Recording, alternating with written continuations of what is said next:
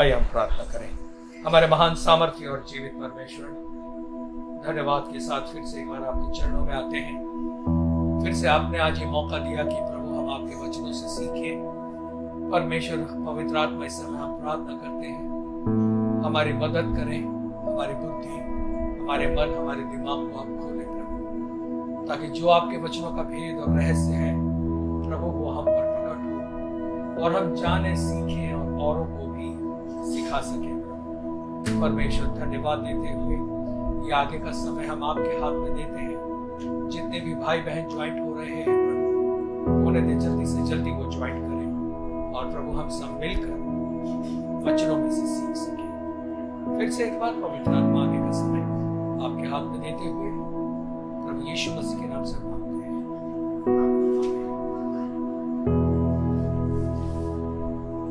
Praise God. तो हम लोग अध्ययन कर रहे हैं प्रकाशित वाक्य, उसके 21वें अध्याय के 10वें वचन से लेकर 21वें वचन तक, यानी कि रेवलेशन चैप्टर 21 फ्रॉम 10 to 21 मैंने पढ़ा है और इसलिए आप भी पढ़ने में उसमें ज्यादा समय नहीं लगाना चाहता। लेकिन आप देखेंगे यहाँ पर 12 चीजों का वर्णन है, यानी 12 फाटक दिखाए हैं, फिर 12 स्वर्गदूत दिखाए गए हैं, फिर 12 गोत्र बताए गए हैं, फिर 12 प्रेरितों के नाम भी हैं, फिर 12 नाप तोल है, उसके साइज के बारे में बताया है, फिर बहुमूल्य पत्थरों के भी बारे में बताया है, और इन सभी की संख्या जो थी वो 12, 12 और 12 है। हमने लास्ट टाइम देखा 12 फाटकों के बारे में, फिर हमने 12 स्वर्गदूतों के बारे में भी देखा, और इस तरह से हमने बहुत सारी चीजों को इसमें से देख लिया है। आज हम फिर से शुरू करेंगे हमारे 12 प्रेरितों से। 12 प्रेरित भी मैंने लास्ट टाइम बता दिए थे, लेकिन थोड़ा सा मैं आपको उसका थोड़ा सा वर्णन करके फिर मैं बहुमूल्य पत्थरों पे आऊंगा, क्योंकि हमें बहुमूल्य पत्थर आज से सीखना था।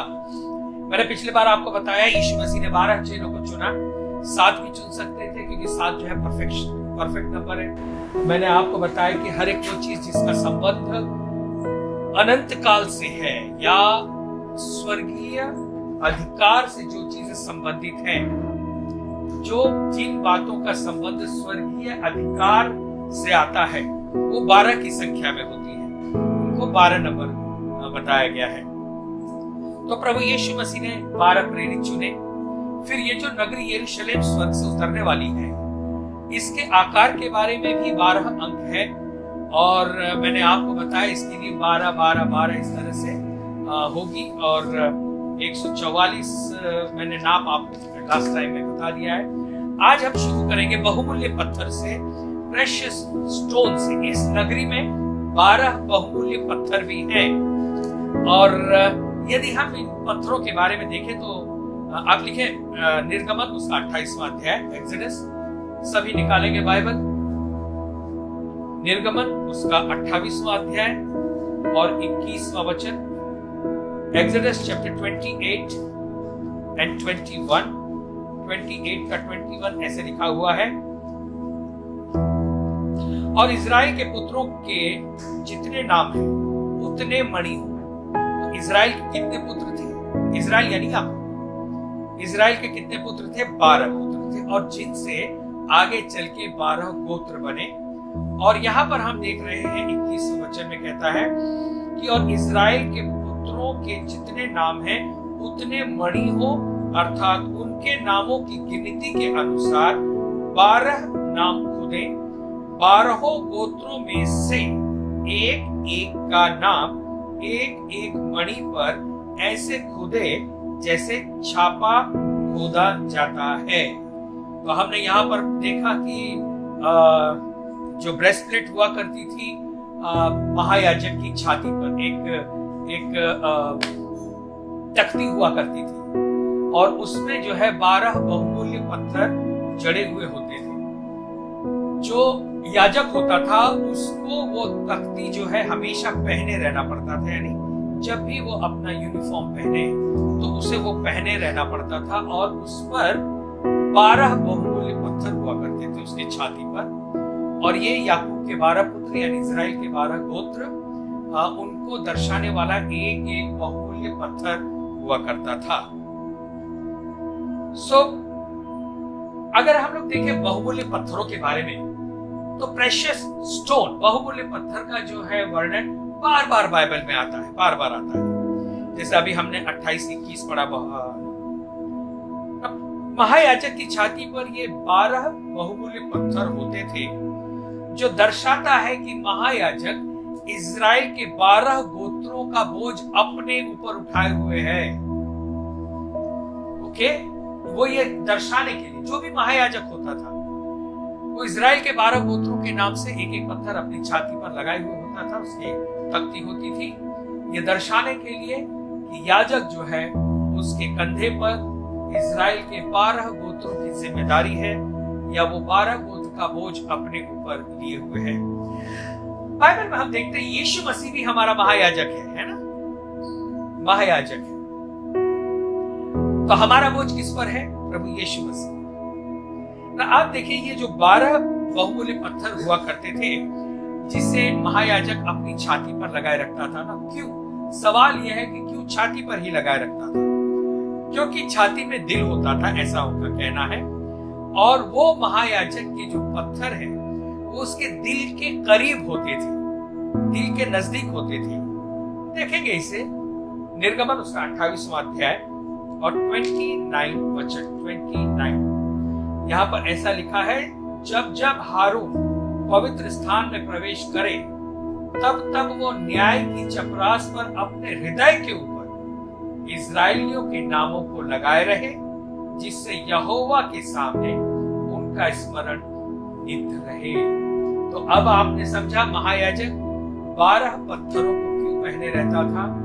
क्योंकि वो जब परमेश्वर के सामने जाए तो 12 गोत्र इजराइल के उसके दिल के करीब हो। दिल के करीब होना इसका मतलब वो कभी भूले नहीं, उन सब की ओर से यानी 12 गोत्रों की ओर से वो महायाजक यहोवा के सामने दुहाई दे सके। ठीक है, तो इसलिए उसके दिल के करीब होता था। यह दर्शाता है कि प्रभु यीशु मसीह भी जो हमारा महायाजक है ना, आप जानते हैं हम भी उसके दिल के करीब हैं। हालेलुया, हम उसके दिल के करीब हैं और हमारा महायाजक जो प्रभु यीशु मसीह है उसे हमारी चिंता है। और उसे हमारी कितनी चिंता है, एक महायाजक के समान हमारी प्रार्थना विनती को परमेश्वर तक पहुंचाता है और हमारे लिए मध्यस्थी करता है ताकि हम जो उसके लोग हैं परमेश्वर की उपस्थिति में आ सके। तो अब आप समझ गए, पुराने नियम में तो महायाजक 12 पत्थरों को पहनता था, ये दर्शाने के लिए कि 12 गोत्र इजराइल के और उन 12 गोत्रों का बोझ उसके कंधे पर है और इसलिए वो यहोवा के सामने 12 गोत्रों के लिए विनती किया करता था। ठीक उसी तरह से प्रभु यीशु मसीह जो हमारा महायाजक है, हम भी उसके दिल के करीब हैं। वो भी हम में से हर एक की ओर से परमेश्वर के लिए प्रार्थना और विनती करते रहता है और उसी की वजह से आज आप और मैं परमेश्वर की उपस्थिति में आ सकते हैं, क्योंकि यीशु है हमारा मध्यस्थ और इसलिए कोई चीज हमें परमेश्वर की उपस्थिति में आने से रोक नहीं सकती। आइए निकालेंगे आइज़ाया 54, यशायाह 54 उसका 11 से लेकर 13। आइज़ाया 54 और उसका 11 से लेकर 13 तक। आइज़ाया 54 11 से लेकर 13 ऐसा लिखा है, हे दुखियारी, तू जो आंधी की सताई है और जिसको शांति नहीं मिली, सुन, मैं तेरे पत्थरों की पच्चीकारी करके बैठाऊंगा और तेरी नींव नीलमणि से डालूंगा। तेरे कलश जो है वो मैं मणिकों से अर्थात तेरे फाटक लाड़ियों से और तेरी सब सीमाओं को मनोहर रत्नों से बनाऊंगा। तेरे सब लड़के यहोवा के सिखलाए हुए होंगे और उनको बड़ी शांति मिलेगी। तो यशायाह जिस चीज की भविष्यवाणी यहाँ पे कर रहा है, ये नगरी फिर से बसाई जाएगी। वो कहता है, यशायाह ने यहाँ कहा कि ये नगरी फिर से बसाई जाएगी, लेकिन जो फिर से बसाई जाएगी उसमें क्या होगा? प्रेशियस स्टोन होंगे, बहुमूल्य पत्थरों जुड़े होंगे। एक चीज ध्यान देना, जब हम बहुमूल्य पत्थरों को देख रहे हैं थोड़ा सा कंफ्यूजन आपको आ सकता है, और मैं उसको स्पष्ट कर दूं। सी, बाइबल जो है 3 भाषाओं में लिखी गई है, हिब्रू, अरामी और ग्रीक भाषा।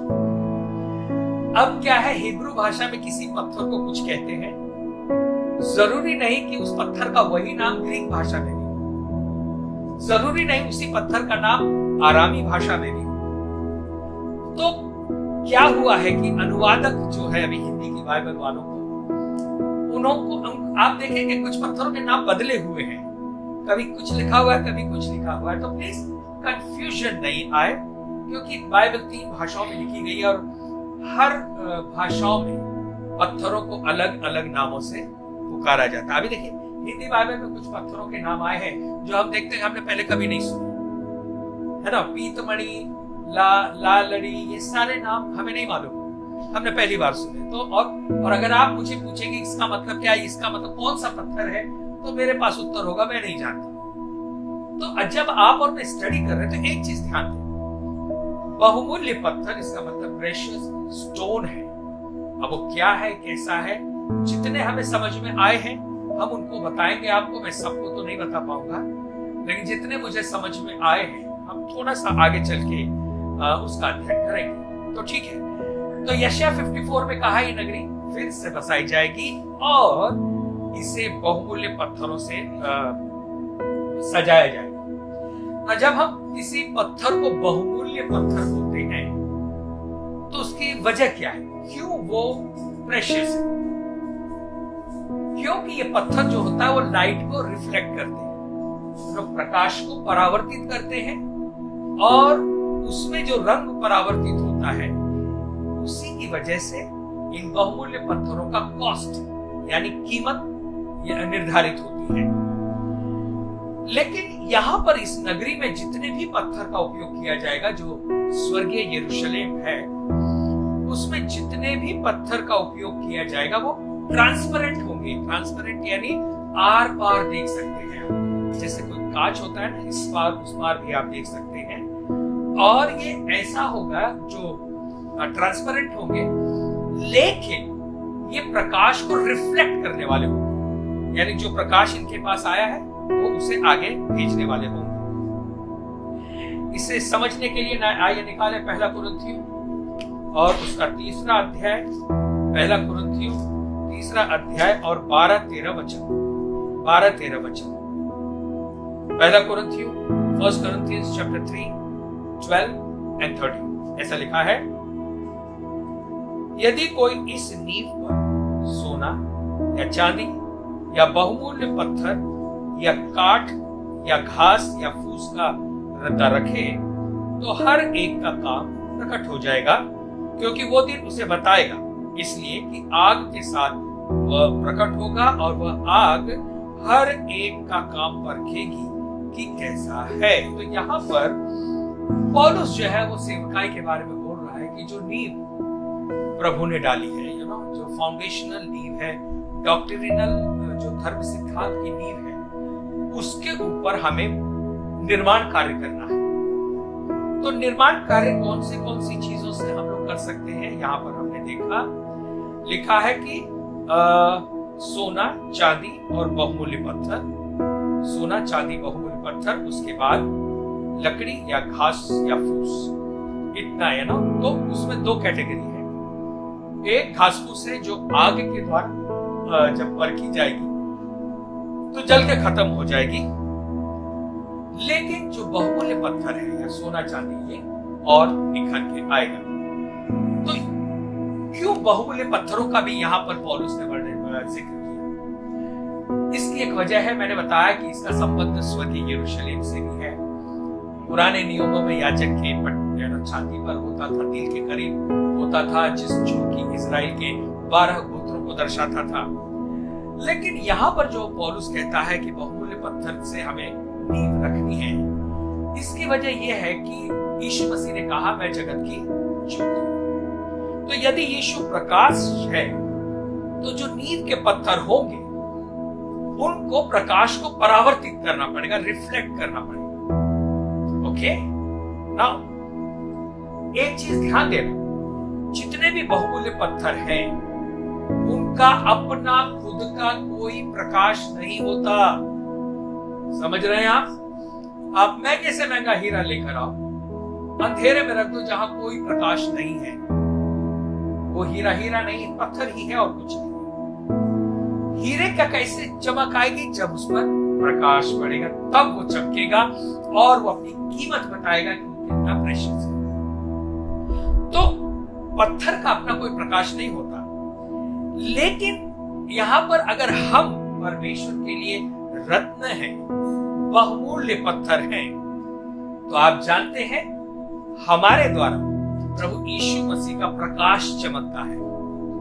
जिस तरह से बहुमूल्य पत्थर का अपना कोई प्रकाश नहीं होता है, वो सूर्य प्रकाश को लेकर चमकता है, ठीक उसी प्रकार हम और आप जो बहुमूल्य पत्थर हैं, हमारे पास अपना खुद का कोई प्रकाश नहीं है।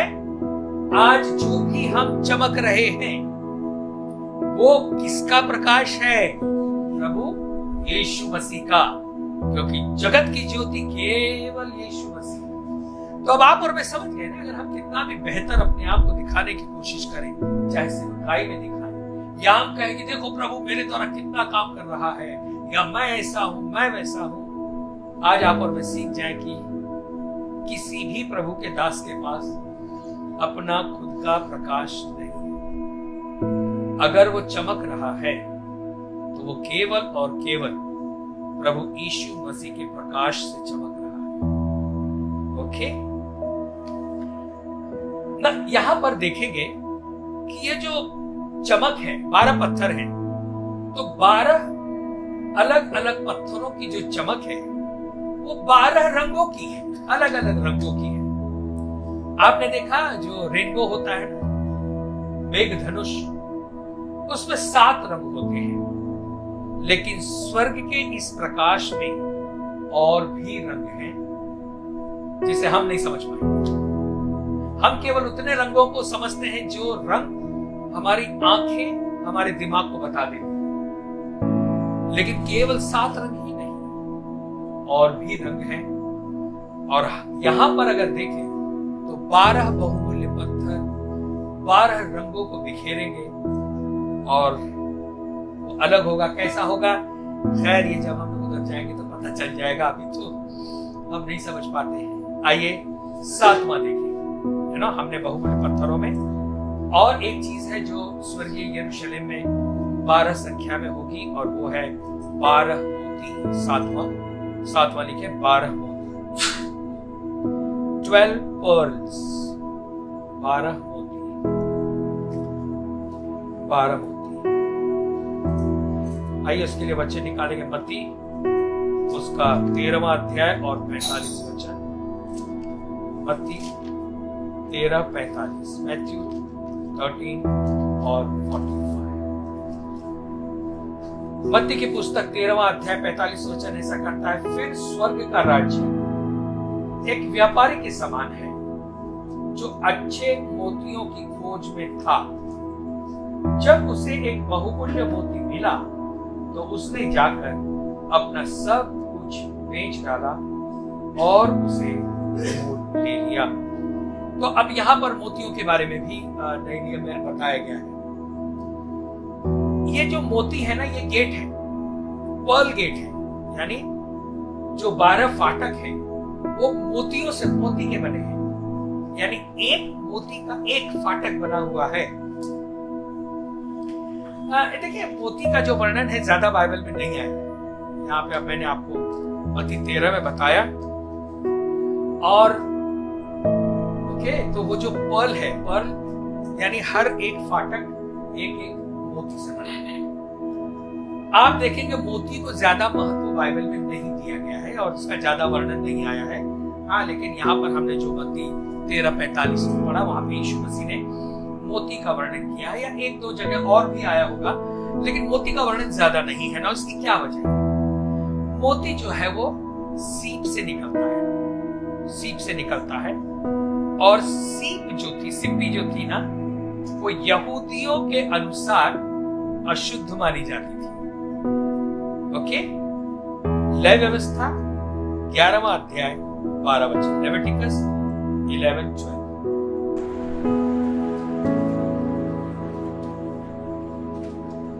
लेविटिकस 11:12 यानी लय व्यवस्था 11वां अध्याय और 12वां वचन। ऐसा लिखा है, जल में जिस किसी जंतु के पंख और चोंटे नहीं होते वह तुम्हारे लिए अशुद्ध है। तो जो सिप्पी है उसको पंख नहीं होता है, तो सिप्पी को पंख नहीं होने की वजह से वो मछलियों की तरह से तैरती नहीं है। और मूसा की व्यवस्था के अनुसार सिप्पी जो है वो अशुद्ध मानी जाती है, और इसीलिए और मोती जो है वो सीप में से निकलता है। तो सवाल ये उठता है कि ये अशुद्ध से ऐसी बहुमूल्य चीज मोती कैसे आती है, यानी अशुद्ध सिप्पी से बहुमूल्य मोती कैसे आता है। यहूदियों ने सिप्पी को अशुद्ध माना, लेकिन अशुद्ध में से ये बहुमूल्य चीज मोती कैसे आती है।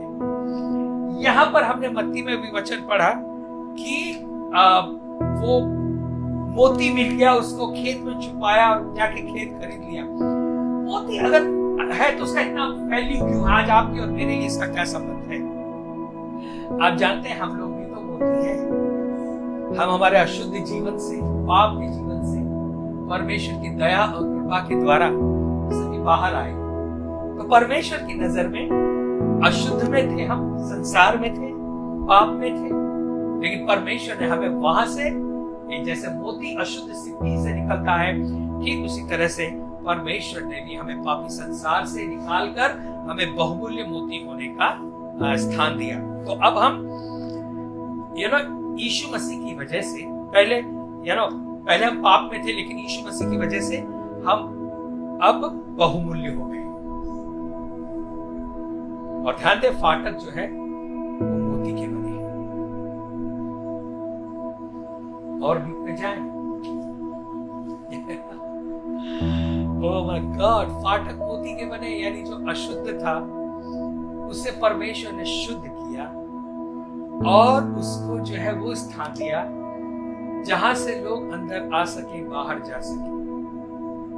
वाह, जैसे हमने मत्ती 13 में पढ़ा 45-46 में लिखा है, स्वर्ग का राज्य मोती के समान है।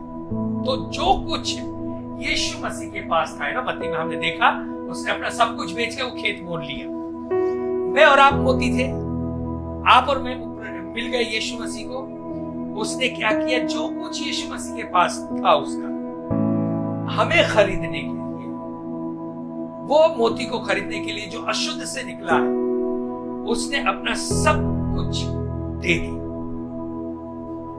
हम वो मोती हैं जिसके लिए यीशु मसीह मरा। फिर अगर आप देखेंगे मत्ती उसका 7वां अध्याय और 6वां वचन, Matthew 7:6 लिखा है, अपने मोती सुअरों के आगे मत। याद रहे कि ये मोती जो है द्वार है, फाटक है, इसका वैल्यू आज बहुत है। परमेश्वर ने अशुद्ध को लेकर उसमें से कीमती मोती को निकाला है। तो ऐसा ना सोचो कि यीशु कुत्तों और सुअरों को स्वीकार करेगा।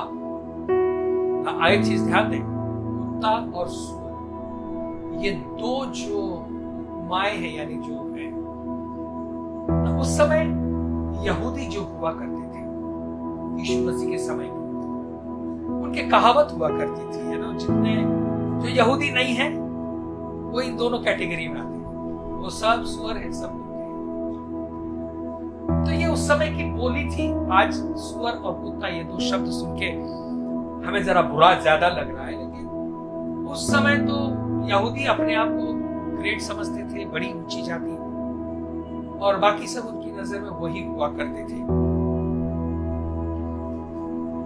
आप देखिए, लेकिन प्रकाशित वाक्य में अगर आप देखें तो कुत्ते और सुअर है, फिर भी रखा गया। निकालेंगे हम लोग प्रकाशित वाक्य 22:15, रेवलेशन 22:15। रेवलेशन 22:15 ऐसा लिखा है, पर कुत्ते और टोन्हे और व्यभिचारी और हत्यारे और मूर्ति पूजक और हर एक झूठ का चाहने वाला और गढ़ने वाला बाहर रहेगा। तो यहाँ पे भी इस बात का जिक्र किया है, और ऐसे लोग यानी वो फाटक के अंदर प्रवेश नहीं कर पाएंगे। अब इसको और थोड़ा समझें। अर्थात हम शुद्ध होकर यदि कुछ अशुद्ध करें और कहें कि परमेश्वर तो संभाल ले, तो ऐसा नहीं होगा। मोती सुअरों के आगे नहीं डाले जा सकते। मोती के लिए उस व्यक्ति ने जो कुछ उसके पास था सब कुछ दे दिया है। मोती जो है इतना प्रेशियस है कि किसी ने उसके लिए बड़ी कीमत चुकाई। तो अगर कोई व्यक्ति कहे कि प्रभु मैं अपने तरीके से जीवन जी रहा हूं और जब भी प्रॉब्लम आएगा तू मुझे संभाल ले, इसका मतलब ये हो गया कि उस मोती ने खुद को कुत्ते और सुअर के आगे डाला। इसका मतलब संसार के जो पाप है, संसार का जो बुरा तरीका है, उसके आगे खुद को डाला, और वो चीज परमेश्वर नहीं चाहता है ऐसा। ओके, आगे चले। ध्यान देना, ये मोती बहुत ही कीमती है, प्रेशियस है। हम इसके साथ खिलवाड़ नहीं कर सकते। आपकी जिंदगी बहुत ही कीमती है परमेश्वर की नजर में, हम उसके साथ खिलवाड़ नहीं कर सकते। हम मोती है, सुअर और कुत्ता शैतान है और पाप है, और अपने जो मोती है सुअर और कुत्तों के आगे यानी पाप और संसार की बुरी बातों के आगे मत करो। अब आपको समझ गया इस चीज का अर्थ? ओके, मत्ती 7:13 में यीशु मसीह ने कहा, enter through narrow gate, narrow यानी साकेत फाटक से प्रवेश करो। मत्ती 7:13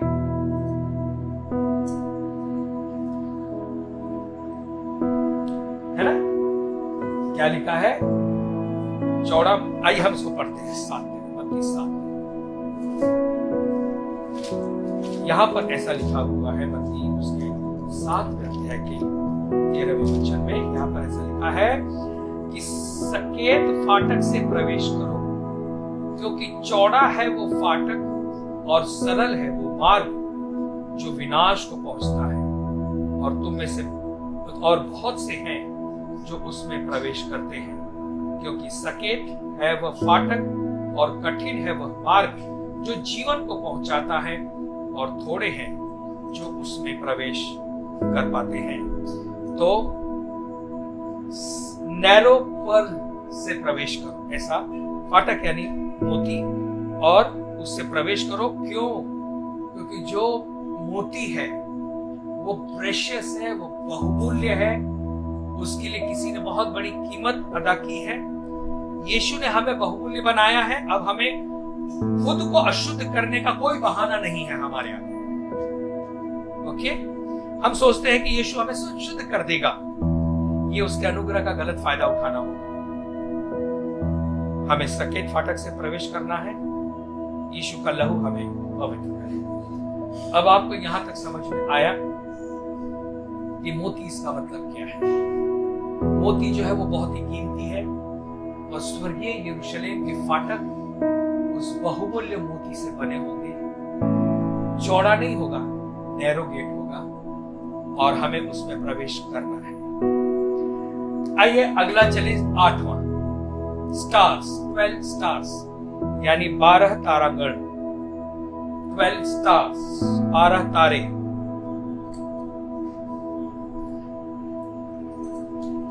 उत्पत्ति 1 अध्याय 16 और 17 वचन। Genesis chapter 1 16 and 17। उत्पत्ति 1 अध्याय 16 और 17 वचन में ऐसा लिखा है, तब परमेश्वर ने 2 बड़ी ज्योतियां बनाई, उनमें से बड़ी ज्योति को दिन पर प्रभुता करने के लिए और छोटी ज्योति को रात पर प्रभुता करने के लिए बनाया, और तारागण को भी बनाया। अब ध्यान देना, परमेश्वर ने क्या क्या बनाया है? तारे बनाए हैं, बड़ी ज्योति और छोटी ज्योति बनाई है। एक अद्भुत बात है, यहां पर सूर्य और चंद्र भी लिख सकते थे, लेकिन यहाँ पर वो नहीं लिखा है, बड़ी ज्योति और छोटी ज्योति। तो अब आप समझ गए होंगे बड़ी ज्योति इसका मतलब क्या, सूरज, हमने नाम दे दिया उसको। उत्पत्ति में ऐसा नहीं है। और छोटी ज्योति यानी चंद्रमा। प्रकाशित वाक्य 12:1 भी देखें और फिर उसके बाद हम और आगे चलेंगे। रेवलेशन 12:1 ऐसा लिखा है यहाँ पर। प्रकाशित वाक्य उसके 12वें अध्याय के पहले वचन में लिखा है, फिर स्वर्ग में एक बड़ा चिन्ह दिखाई दिया, अर्थात एक स्त्री जो सूर्य ओढ़े हुए थी और चांद उसके पांव तले था और उसके सिर पर 12 तारों का मुकुट था। तो यहाँ पर यूहन्ना जो है 12 स्टार्स को देखता है, 12 तारों को देखता है ना। आप देखिए और किसी ने सपने में स्टार्स देखे थे, है ना? जोसेफ ने, यूसुफ ने भी तारों को देखा था सपने में कि वो झुक रहे हैं। क्यों परमेश्वर ने तारों को बनाया? याद रहे उत्पत्ति जो हमने पहला अध्याय 16-17 में पढ़ा, उसकी बातें नई यरूशलेम में नहीं पाई जाएंगी, ओके? लेकिन वहां पर प्रकाश होगा। यानी जब परमेश्वर ने पृथ्वी बनाई तो बड़ी ज्योति, छोटी ज्योति और तारागण, लेकिन जो स्वर्गीय यरूशलेम होगी, जो परमेश्वर की नगरी होगी, उसमें सूरज, चंद्र और ये सब चीजें नहीं होंगी। हाँ, लेकिन परमेश्वर की नगरी में प्रकाश होगा। अब सवाल यह है कि परमेश्वर ने बड़ी ज्योति, छोटी ज्योति और तारों को क्यों बनाया, स्टार्स को क्यों बनाया? ये इसलिए बनाया, परमेश्वर ने तारों को बनाया ताकि प्रभुता को हम समझ सकें, लॉर्डशिप को हम समझ सकें, लीडरशिप को हम समझ सकें।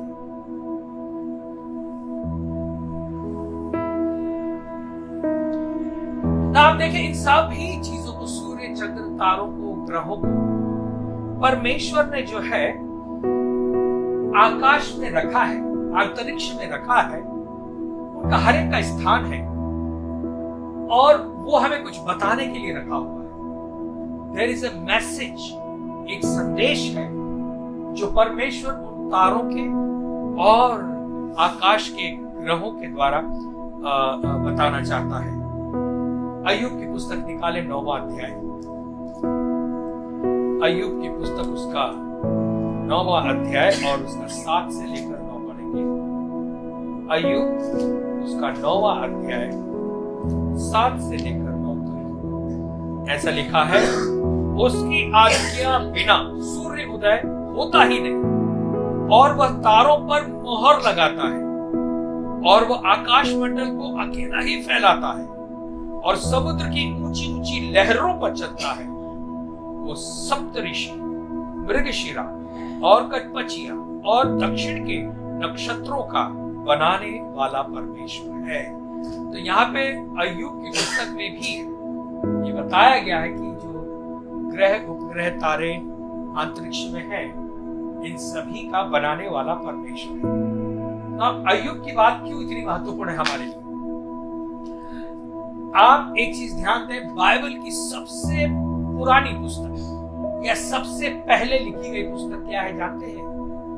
अय्यूब की पुस्तक। अय्यूब की पुस्तक जो है सबसे पहले लिखी, यानी कि मूसा के द्वारा लिखी गई 5 पुस्तकों में पहली 5 पुस्तकों से पहले अय्यूब की पुस्तक लिखी जा चुकी थी। यानी उत्पत्ति, निर्गमन, लय व्यवस्था, गिनती और व्यवस्था विवरण, ये 5 पुस्तकें मूसा के द्वारा लिखी गई हैं। लेकिन अय्यूब की पुस्तक जो थी वो इन सभी से पहले यानी लिखी जा चुकी है, हजारों साल पहले, कि परमेश्वर ने हर तारे पर अपनी सील लगाई है, अपनी मोहर लगाई है और परमेश्वर ने अय्यूब को इन तारों के नाम को भी बताया।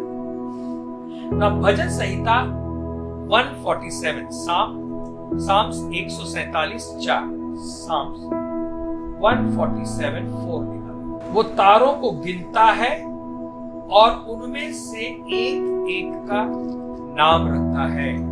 यानी परमेश्वर हर तारे को उसके नाम से बुलाता है और गिनता भी है।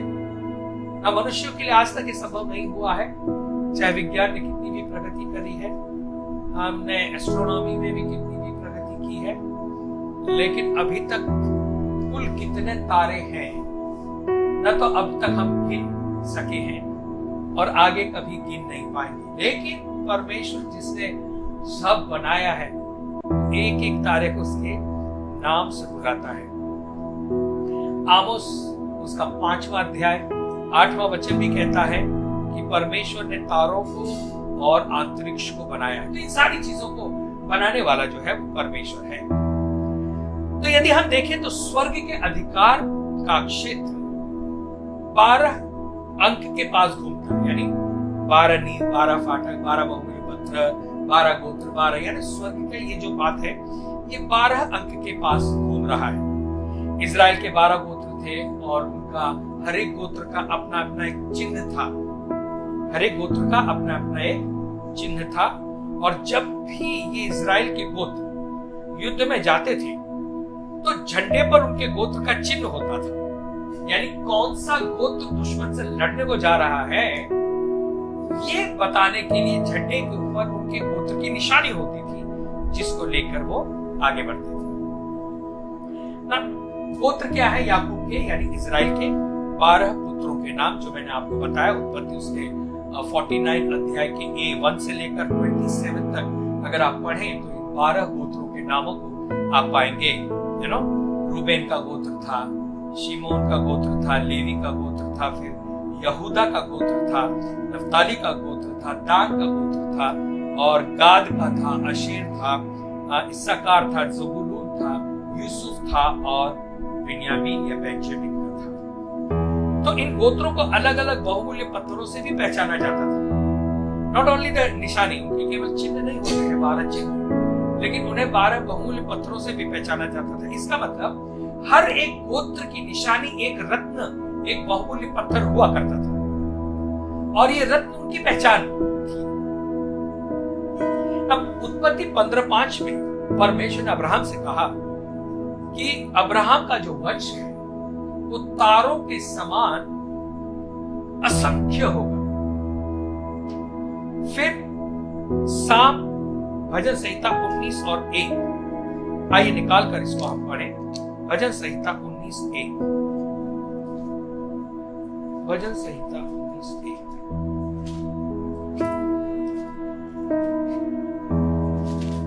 यहां पर ऐसा लिखा है, आकाश परमेश्वर की महिमा का वर्णन कर रहा है और आकाश मंडल उसकी हस्तकला को प्रकट कर रहा है।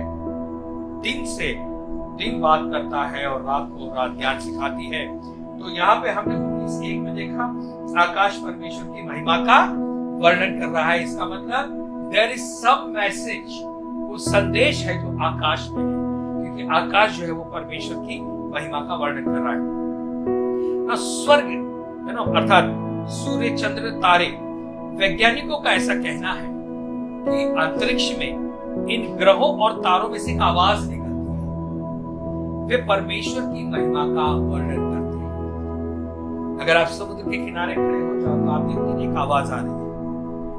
फिर अगर आप पूरी पृथ्वी को देखें तो पृथ्वी 1000 से भी ज्यादा किलोमीटर, मुझे अभी सही संख्या याद नहीं आ रही है, लेकिन पृथ्वी जो अपने खुद में घूम रही है ना, उसकी स्पीड इतनी ज्यादा है। यानी आप जो हम यहाँ बैठे हैं ना, एक्चुअली हम ऑलरेडी 1000 की स्पीड से ज्यादा घूम रहे हैं। आप सोचो ना, इतनी बड़ी पृथ्वी 24 घंटे में एक चक्कर लगा ली, ओके? तो इसका मतलब उसकी स्पीड कितनी है।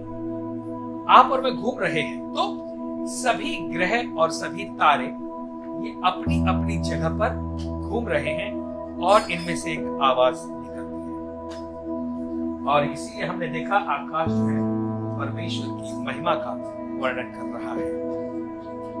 पहला कुरिन्थियों उसका 11वां अध्याय और 7वां वचन, पुरुष को अपना सिर ढांकना उचित नहीं, क्योंकि वह परमेश्वर का स्वरूप और महिमा है, परंतु स्त्री पुरुष की महिमा है।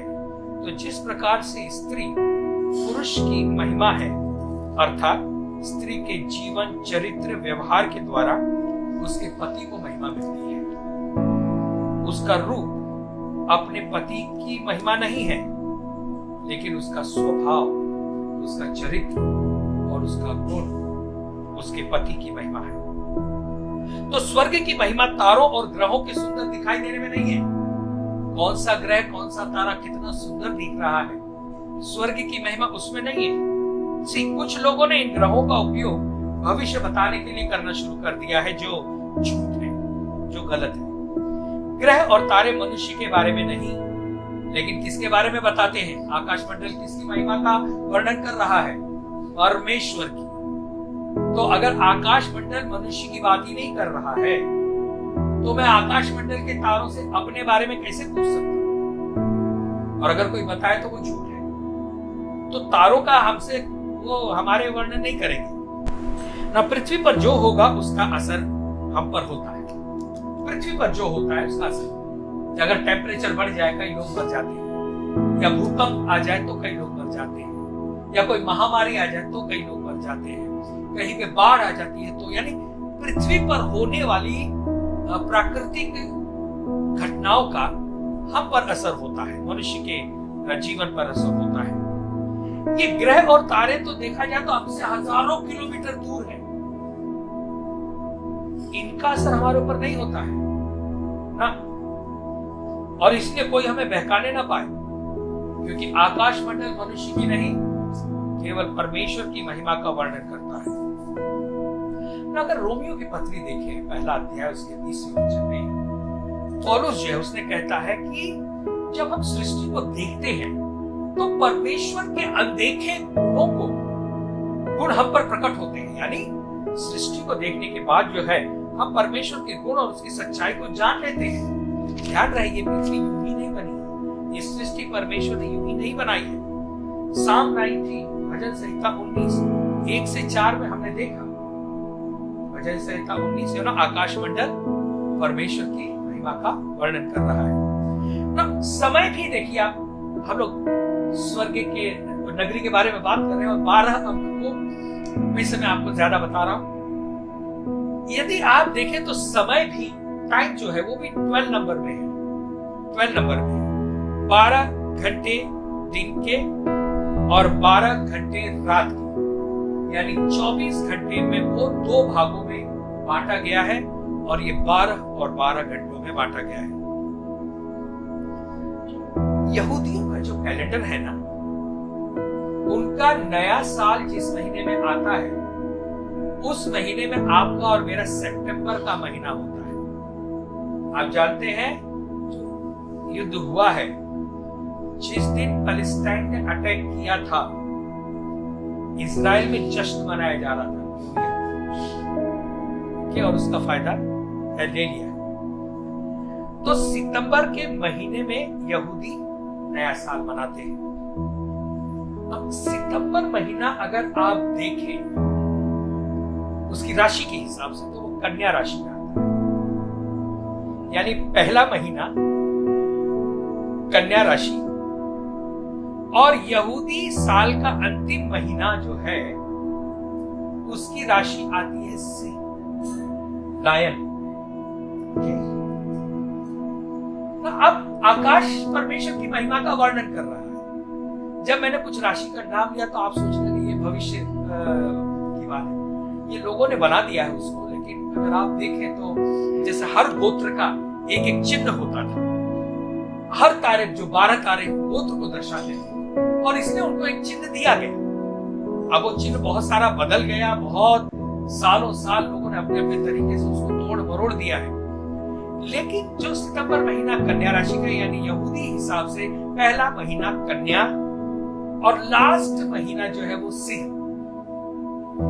तो हम लोग जानते हैं कन्या कौन थी, कुंवारी गर्भवती होगी, उद्धार का कार्य वहां से शुरू होगा और यीशु मसीह आएगा, मारा जाएगा, बीच में बहुत सारी बातें होंगी, और उसके बाद जो सेवक दास बनकर आया है, तीसरे दिन मरे हुए से जी उठने के बाद वो विजयी घोषित होगा और वो यहूदा का सिंह होगा। क्या होगा? सिंह। लास्ट क्या है? गॉस्पेल, आकाश के तारों का लास्ट गॉस्पेल क्या है? लायन। यानी कन्या से पैदा हुआ और सिंह बनकर विजयी हुआ। ये गॉस्पेल जो है वो आकाश बोलता है, उसको आप मेरी राशि बताओ, मेरा कल क्या होगा, ये सब झूठ और बकवास है। लेकिन ये सारा आकाश मंडल परमेश्वर की महिमा का वर्णन कर रहा है। कुंवारी गर्भवती होगी और उससे पुत्र को जनेगी और उसका नाम यीशु रखना। प्रभुता उसके कांधे पर होगी, लॉर्डशिप उसके कंधे पर होगी, है ना, और वो यहूदा का सिंह। तो फिर से मैं कहूंगा, ध्यान रहे, ग्रह हमारे भविष्य को नहीं बल्कि परमेश्वर की योजना का वर्णन करते हैं। ओके, ग्रहों की दशा देखकर अपना भविष्य देखना झूठ और मूर्खता है। आदम से नूह तक लोग तारों को देखकर अपनी संतानों को परमेश्वर के विषय की बातें बताते थे, सृष्टि की उत्पत्ति की कहानी सुनाते थे। बेटा बाहर आओ, देखो ये तारा वो है, ये तारा ये है, और इस तरह से परमेश्वर ने सृष्टि बनाई। तो उस समय जो नूह तक लोग जो थे वो आकाश को देखकर परमेश्वर की महिमा का वर्णन करते थे। ओके, आइए नौवा महीने, मंथ्स, 12 महीने। नौवा जो है 12 महीने, 12 मंथ्स।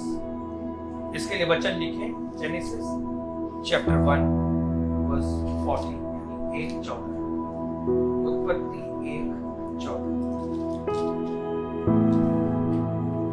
फिर परमेश्वर ने कहा, दिन को रात से अलग करने के लिए आकाश के अंतर में ज्योतियां हो और वे चिन्हों और नियत समयों और दिनों और वर्षों के कारण हो।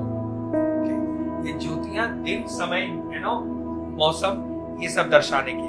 तो आप देखिए, एक साल में 12 महीने। अगर आप अपनी घड़ी देखें तो उसमें भी 1 से लेकर 12 अंक दिए हुए हैं।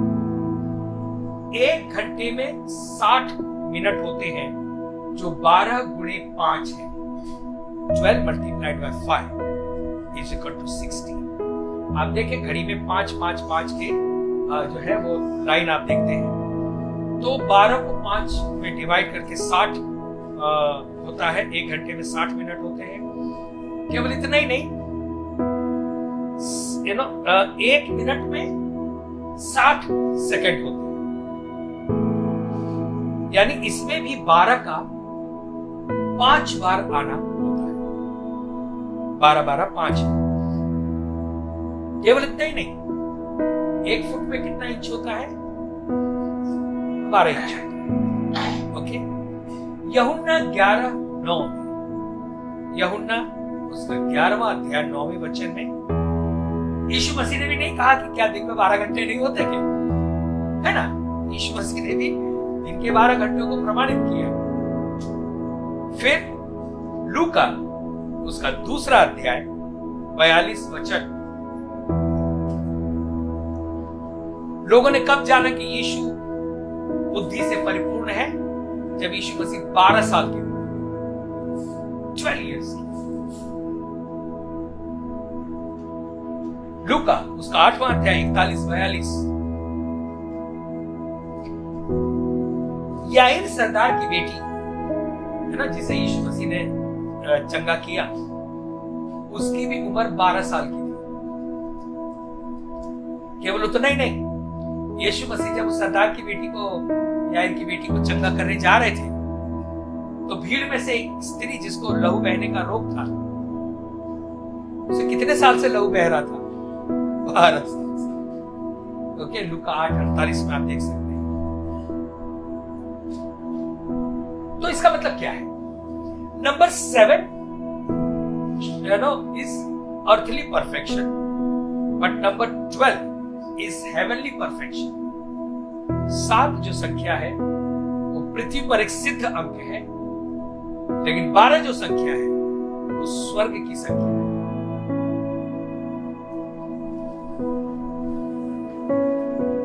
आइए अगला देखें, एल्डर्स, प्राचीन, 10वां, 10 प्राचीन एल्डर्स। नंबर चैप्टर 1 वर्स 44, गिनती 1:44 निकाल कर पढ़ते हैं। नंबर्स चैप्टर 1 वर्स 44 में ऐसा लिखा है, इस प्रकार मूसा और हारून और इज़राइल के 12 प्रधानों ने, जो अपने अपने पितरों के घराने के प्रधान थे, उन सभी को गिन लिया और उनकी गिनती यही थी, मतलब 12 एल्डर्स। 12 गोत्र, 12 प्राचीन, है ना। 12 गोत्रों में से 12 प्राचीन चुने गए। फिर केवल इतना ही नहीं, व्यवस्था विवरण उसका पहला अध्याय 22-23 में कहा है कितने जासूसों को भेजा था यहोशू ने? 12 जासूसों को भेजा था।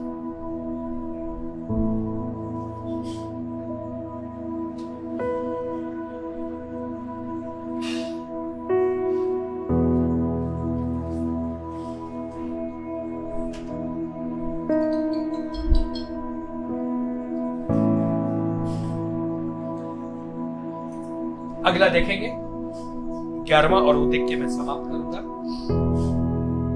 1,44,000 144K 1,44,000 गिनती उसका 31वां अध्याय 4 और 5 वचन। नंबर्स चैप्टर 31 और उसका 4 और 5 ऐसा लिखा है, इज़राइल के सब गोत्रों में से प्रत्येक गोत्र के 1,000 पुरुषों को युद्ध करने के लिए भेजो। तब इज़राइल के सब गोत्रों में से प्रत्येक गोत्र के 1,000 पुरुष चुने गए, अर्थात युद्ध के लिए हथियारबंद 12,000 पुरुष। तो 12 गोत्रों में से 12 1,000 चुने गए, तो वो 12 गुणिले 12 यानी 1,44,000 हुए। निर्गमन अगर आप 24:4 देखें, 24:4, मूसा ने 12 पिलर्स यानी 12 खंभे बनवाए। मूसा ने निर्गमन 24:4, एक्सोडस 24:4 में अगर आप देखें तो मूसा ने 12 खंभे बनवाए। लेविटिकस 24:5 यानी लेव व्यवस्था 24:5 में पवित्र स्थान में 12 रोटियां होती थी। पवित्र स्थान में 12 रोटी होती थी, लेव व्यवस्था 24:5। फिर यहोशू की पुस्तक 4 अध्याय 3 वचन, जोशुआ चैप्टर 4 वर्स 3। आपको मालूम है 12 पत्थर वो लोग यरदन से लेकर आए थे, है ना। 12 स्टोन, 12 पत्थर। फिर निर्गमन 15:27 यानी एक्सोडस 15:27, जब वे लोग एलीम में आए थे, एलीम में, तो वहां पे 12 पानी के सोते थे, 12 फाउंटेन ऑफ वाटर, 12 पानी के सोते थे। 12वां जो फ्रूट है ना, वो मैं आपको नेक्स्ट मंगलवार को सिखाऊंगा। ओके, 12 बाद में देखेंगे। आइए हम प्रार्थना